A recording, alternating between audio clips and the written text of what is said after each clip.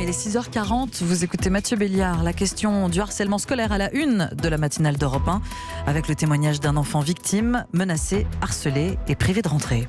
C'est le courage d'une maman et le courage d'un jeune ado qu'on met en avant ce matin sur Europe 1. Et puis c'est un cri de colère contre le harcèlement scolaire. Après avoir été harcelé toute son année de 5e, à la veille de la rentrée des classes de sa rentrée en 4e, écoutez ce que Léo, un ado de Robert-Sarre dans le Nord, écoutez ce qu'il a reçu. Ce message, je vais vous le lire en intégralité pour que vous vous rendiez bien compte. Petite merde, tu te souviens de moi ? Mercredi, je vais t'exploser par terre comme on écrase une merde. Et si tu le dis à quelqu'un, je te jure que toute la classe va être sur ton dos. En attendant, tu as intérêt à me donner mes 20 €, sinon tu es mort. Alors sa maman, à Léo, a décidé de diffuser ce message sur Facebook, partagé plus de 50 000 fois. Et ce matin, je vous propose d'écouter Léo. Bonjour Léo. Bonjour. Léo, tu n'as pas fait ta rentrée finalement. Comment vas-tu ce matin ? Ça va et vous ? Écoute, nous ça va, on te sent soulagé, on le comprend. Est-ce que tu te souviens de ce que tu faisais précisément quand tu as reçu ce message ? J'étais dans ma chambre, je regardais des vidéos sur mon téléphone. Comme ça, en pleine vidéo, j'ai reçu ces messages-là. Et déjà là, j'ai reconnu le pseudo de celui qui m'embête. Puis ensuite, ça m'a marqué qu'il y avait une demande pour me parler. Et quand j'ai cliqué sur la demande, j'ai vu tous les messages. Mais je ne l'ai pas accepté, comme ça, il ne peut pas voir que je les ai vus. Et ces messages, Léo, tu les as montrés tout de suite à ta maman ? Vu qu'elle travaillait, je l'ai appelée pour lui dire. Puis quand elle est rentrée le soir, elle a vu les messages, elle a pris une photo, puis elle l'a mis sur Facebook. Il n'y avait pas grand monde qui me soutenait, il n'y avait que mon meilleur ami puis mes parents. Et tu t'es dit que ça allait recommencer, comme l'année dernière. Est-ce que, Léo, tu peux nous raconter ce qui se passait l'an dernier ? C'était tous les jours, que ce soit en classe des fois ou dans la cour. Il se moquait de moi, il me critiquait, il m'insultait, il me menaçait, tous les jours. Au début, c'était un groupe. Et après, il s'est dispersé en trois. C'est 3 personnes qui ont continué. Ils ont été convoqués, ces 3 personnes-là. Il n'y a que le fameux, celui qui m'embête encore, qui a continué. Et Léo, t'as mis du temps à en parler à ta maman ? Oui, quelques mois. Tu n'osais pas ? Tu sais que t'as bien fait, Léo, d'en parler à un adulte. Tu le sais, ça ? Je sais.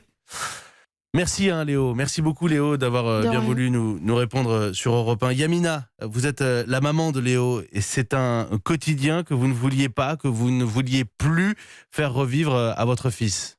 Je voyais bien qu'il y avait des choses qui n'allaient pas quand il rentrait du collège. Il nous partageait pas sa journée. Puis sur sa figure, on le voyait qu'il était assez perturbé, mais bon, il nous répondait qu'il était fatigué ou qu'il voulait aller jouer au jeu. Voilà. Et puis le gros truc qu'il y a eu, c'est que le responsable de la vie scolaire m'a envoyé un mail en me disant que mon fils on avait retrouvé des cachets dans sa trousse et qu'on avait surpris une conversation que lui demandait, donc Léo demandait aux autres combien qu'il fallait de comprimés pour mourir.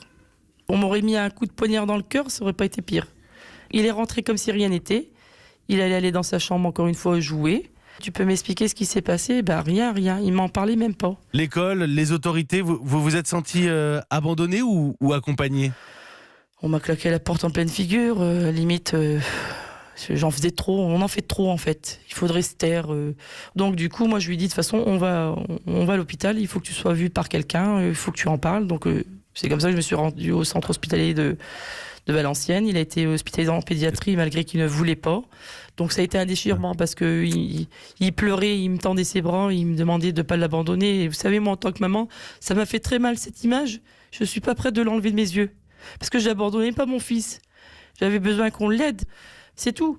Parce que c'est pas à nous à vivre tout ça. Mais l'établissement où Léo devait faire sa rentrée, qu'est-ce qu'ils vous ont dit, Yamina ?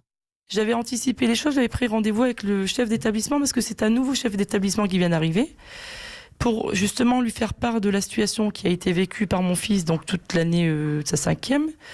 Et j'ai bien fait parce qu'il n'était pas au courant, il venait d'arriver. La sanction qui a été mise, on change l'élève de classe. Alors que nous, on nous fait signer un règlement en début d'année que s'il y a ça ou il y a ça, déjà même les tenues vestimentaires elles doivent être respectées, pas de cheveux colorés, patati patata.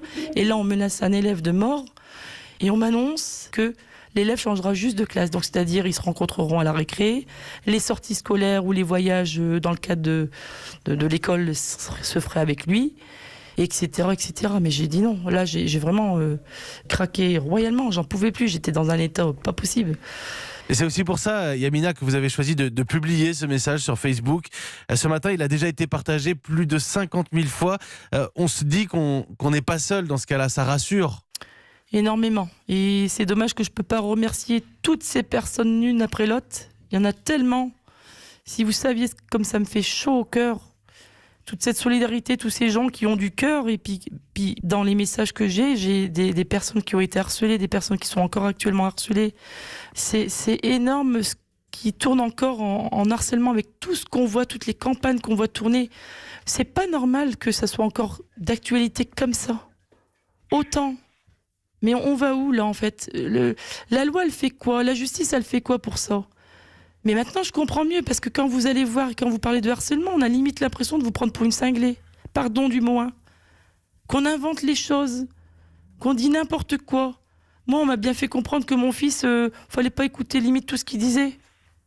Donc si on fait ça à plein d'autres enfants, vous savez qu'il y en a, ils sont vite intimidés. Mais moi, j'ai toujours eu l'habitude de faire parler mes enfants. Je leur ai toujours dit, vous devez me dire les choses dans le moindre détail si vous voulez que je vous aide, si vous voulez que je règle quelque chose. Faut pas me mentir, j'ai horreur du mensonge. Ils le savent. Ils doivent me parler. C'est mes enfants, je suis leur maman. Je suis là pour ça. J'ai pas fait des enfants pour les poser sur un canapé ou les claquer dans une chambre. J'ai fait des enfants pour les élever, pour leur apporter une bonne éducation.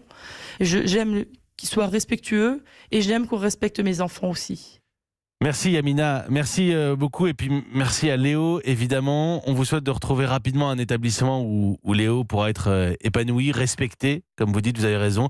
On rappelle tout de même qu'un enfant sur 10 est ou a déjà été victime de harcèlement scolaire. Je rappelle aussi qu'il y a un numéro, le 10-20, pour les enfants comme pour les adultes, victimes ou témoins de harcèlement. Vous composez le 10-20. Et puis enfin, un grand merci à Lionel Gougelot aussi, notre correspondant dans le Nord, qui a assuré la liaison technique.